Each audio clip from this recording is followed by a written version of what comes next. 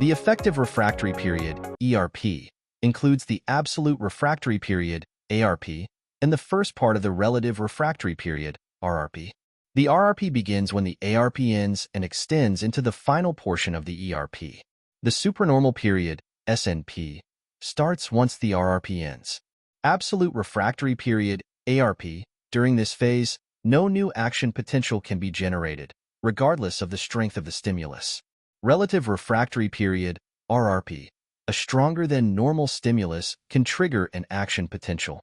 Effective refractory period, ERP, during an electrophysiologic study, EPS, we determine the longest S1, S2 interval that fails to capture or depolarize the target tissue.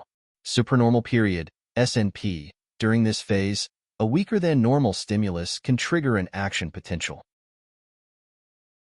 During an electrophysiologic study, refractory periods and action potentials are complex and can be easily influenced by variations in pacing cycle lengths, the number of extra stimuli, medications, or vagal responses.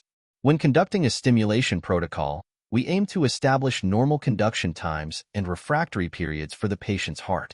A base train of approximately 8 S1 stimuli creates a stable refractory and recovery state. An extra stimulus, S2, is then introduced at progressively shorter intervals, gradually encroaching upon the preceding refractory period. The relative refractory period is particularly interesting because cells are still recovering from the previous impulse. Delivering extra stimuli during this unstable phase can provide valuable and intriguing insights. Typically, local activation will be delayed, exhibiting latency before subsequently activating the rest of the myocardium. This delay allows the myocardium additional recovery time. Since the extra stimulus is applied at a shorter coupling interval, the subsequent refractory period is also shortened. When the S1, S2 interval becomes so short that S2 fails to capture or depolarize the tissue, the effective refractory period, ERP, has been reached.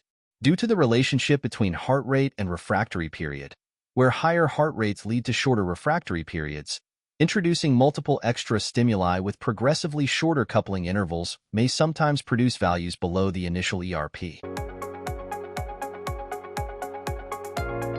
Thank you for watching this clip.